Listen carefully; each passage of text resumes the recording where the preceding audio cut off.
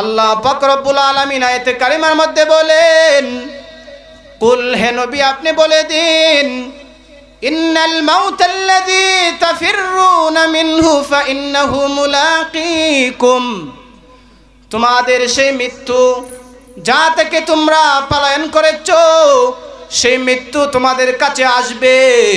সেই মৃত্যু তোমাদের, সেই মৃত্যুর সামনাসামনি তোমাদের হইতে হবে। সেই মৃত্যু তোমাদের সঙ্গে মোলাকাত করবে, অর্থাৎ মৃত্যু থেকে বাঁচার কোনো উপায় নাই। এই দুনিয়ার সকলের এই মৃত্যুবরণ করতে হবে। الذي جعل الشمس والقمر بحسبان والنجم والشجر يسجدان وفضل زمانا على زمان كما فضل مكانا على مكان وإنسانا على إنسان ونشهد أن لا إله إلا الله وحده لا شريك له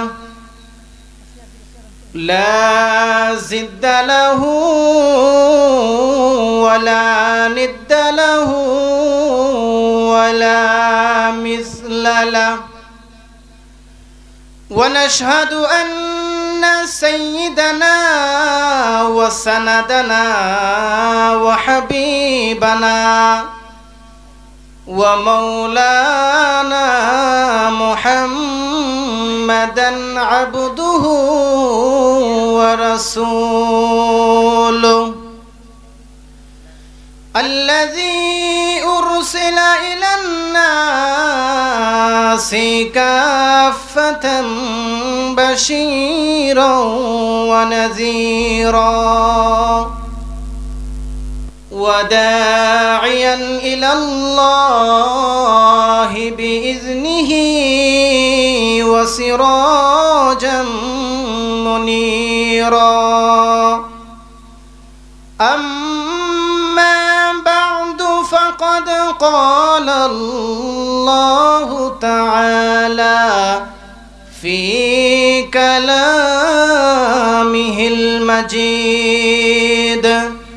وفي فرقانه الحميد أعوذ بالله من الشيطان الرجيم بسم الله الرحمن الرحيم يا أيها الذين آمنوا اتقوا الله حق تقاته ولا تموتن إلا وأنتم مسلمون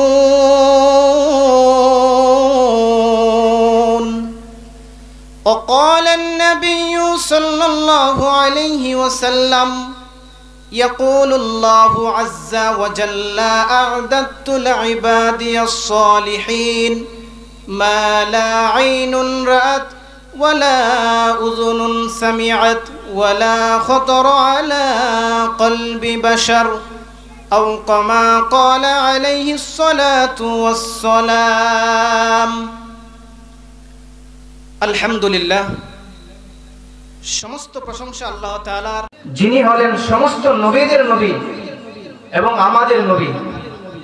আমাদের নবীকে আল্লাহ তাআলা কেন দুনিয়ার জমিনে পাঠাইলেন এটাও আল্লাহ তাআলা কুরআনুল কারীমের মধ্যে জানিয়ে দিয়েছেন। আল্লাহ তাআলা বলেন, ওয়ামা আরসালনাকা ইল্লা রাহমাতাল লিল আলামিন মায়ার নবী রাহমাতুল লিল আলামিনকে আল্লাহ তাআলা দুনিয়ার জমিনে প্রেরণ করলেন এই সমস্ত দুনিয়ার জন্য রহমত স্বরূপ। আল্লাহ পাক রব্বুল আলামিন মায়ার নবীকে দুনিয়ার জমিনে পাঠাইলেন এই সমস্ত দুনিয়ার জগতের জন্য রহমত স্বরূপ হিসাবে আল্লাহ তাআলা মায়ার নবীকে দুনিয়ার জমিনে পাঠাইলেন।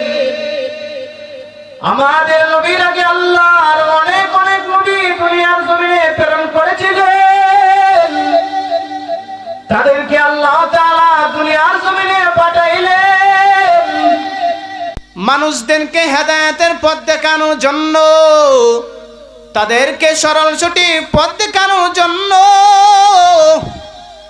মানুষদেরকে আল্লাহ তাআলার পথ দেখানোর জন্য। কিন্তু আমার আপনার নবী আল্লাহ তাআলা এই নবীকে দুনিয়ার জমিনে প্রেরণ করলেন এই সমস্ত দুনিয়ার জন্য রহমত স্বরূপ। দেখেন চিন্তা করে আমরা কেমন এক নবী পাইলাম দুনিয়ার জমিনে, যিনি হলেন সমস্ত নবীদের নবী এবং আমাদের নবী। আল্লাহ তাআলা এই নবীকে দুনিয়ার জমিনে প্রেরণ করলেন সমস্ত জগতের জন্য রহমত স্বরূপ হিসেবে প্রেরণ করলেন। জোরে বলি সুবহানাল্লাহ। সমস্ত প্রশংসা আল্লাহ তাআলার, প্রশংসা যে আল্লাহ তাআলার এটাও আল্লাহ তাআলা কুরআনুল কারীমের মধ্যে বলে দিয়েছেন। আল্লাহ তাআলা বলেন, আলহামদুলিল্লাহিল্লাযী খালাকাস সামাওয়াতি ওয়াল আরদ وجعل الظلمات والنور।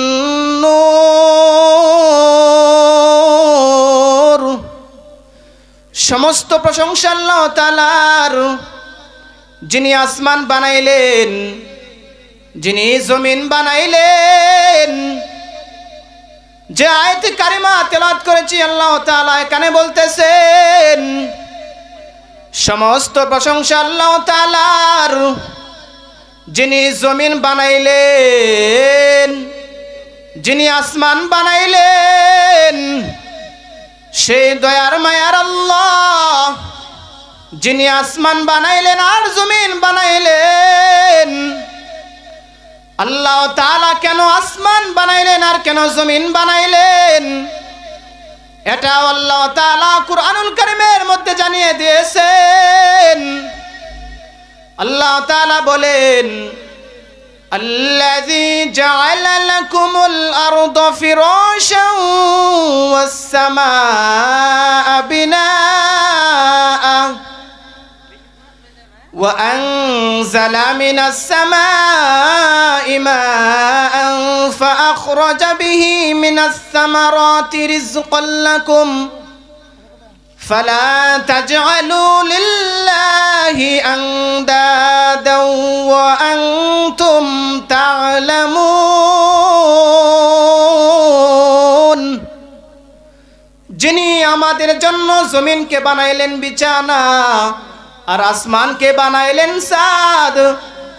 আল্লাহ তাআলা আসমান ও জমিনের মধ্যবর্তী। আল্লাহ তাআলা রাত দিয়েছেন, দিন দিয়েছেন।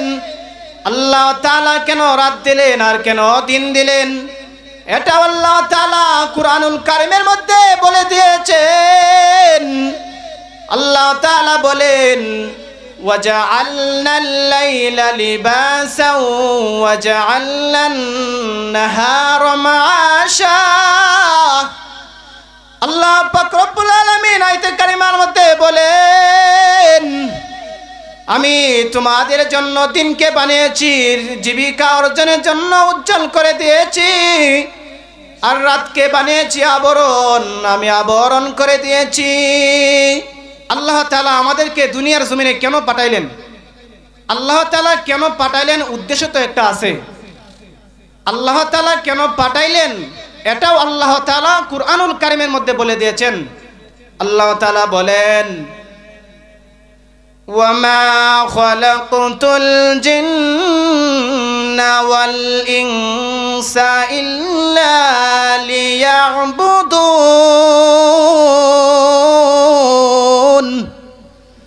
আল্লাহ পাক রব্বুল আলামিন আয়াতে কারিমার মধ্যে বলেন, আমি মানুষ ও জিন জাতিকে সৃষ্টি করেছি আমি এক আল্লাহর ইবাদত করার জন্য।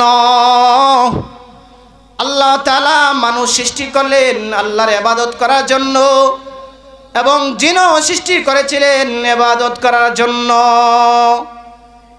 তাহলে আল্লাহ তাআলা আমাদেরকে পাঠাইলেন আল্লাহ তাআলার ইবাদত করার জন্য। ইয়া আইয়ুহাল্লাযীনা আমানুত্তাকুল্লাহা হাক্কা তুকাতিহি ওয়ালা তামুতুন্না ইল্লা ওয়া আনতুম মুসলিমুন।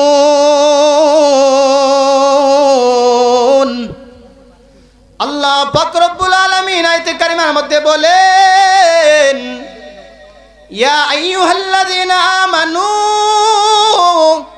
হে ইমানদারগণ, ইত্তাকুল্লাহ, তোমরা আল্লাহ তাআলাকে ভয় করো, হাক্কা তুকাতি, এমন ভয় করো যা প্রকৃত ভয় করা হয়। ওয়ালা তামুতুন্না ইল্লা ওয়া আনতুম মুসলিমুন, এবং প্রকৃত মুমিন প্রকৃত ঈমানদার না হয়ে তোমরা মৃত্যুবরণ করিও না। আল্লাহ পাক রব্বুল আলামিন বলেন, হে ঈমানদার, তোমরা আল্লাহ তাআলাকে ভয় করো, এমন ভয় করো যা প্রকৃত ভয় করা হয়, এবং তোমরা প্রকৃত মুমিন না হয়ে মৃত্যুবরণ করিও না। আল্লাহ তাআলা বলতেছেন যে হে ঈমানদার, তোমরা আল্লাহ পাক রব্বুল আলামিনকে ভয় করো, এমন ভয় করো যা প্রকৃত ভয় করা হয়, এবং ঈমানদার না হয়ে তোমরা মৃত্যুবরণ করিও না। এই দুনিয়ার জমিন থেকে তো আমাদের চলে যেতে হবে, মৃত্যুবরণ তো করতেই হবে। আল্লাহ তাআলা বলছেন তোমরা ঈমানদার হয়ে মৃত্যুবরণ করো। মৃত্যু তো আমাদের সকলেরই মৃত্যু হবে। মৃত্যু সম্পর্কে আল্লাহ তাআলা কুরআনুল কারীমে আরো বলেছেন।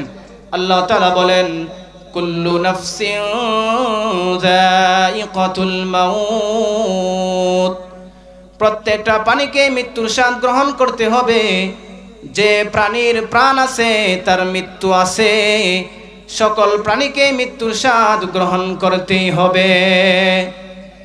আল্লাহ তাআলা আরো কুরআনুল কারীমের মধ্যে বলে দিয়েছেন, আল্লাহ তাআলা বলেন, কুল ইন্নাল মাউতাল্লাযী তাফিররুনা মিনহু ফাইন্নাহু মুলাকীকুম সুম্মা তুরাদ্দুনা ইলা আলিমিল গায়বি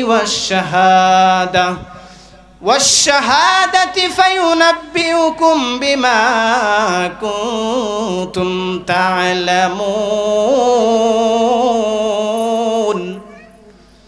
আল্লাহ পাক রব্বুল আলামিন আয়াতে কারিমার মধ্যে বলেন, কুল, হে নবী আপনি বলে দিন, ইন্নাল মাউতাল্লাযী তাফিররুনা মিনহু ফাইন্নাহু মুলাকীকুম, তোমাদের সেই মৃত্যু যা থেকে তোমরা পলায়ন করেছো সেই মৃত্যু তোমাদের কাছে আসবে। সেই মৃত্যুর সামনাসামনি তোমাদের হইতে হবে। সেই মৃত্যু তোমাদের সঙ্গে মোলাকাত করবে, অর্থাৎ মৃত্যু থেকে বাঁচার কোনো উপায় নাই। এই দুনিয়ার সকলেরই মৃত্যুবরণ করতে হবে।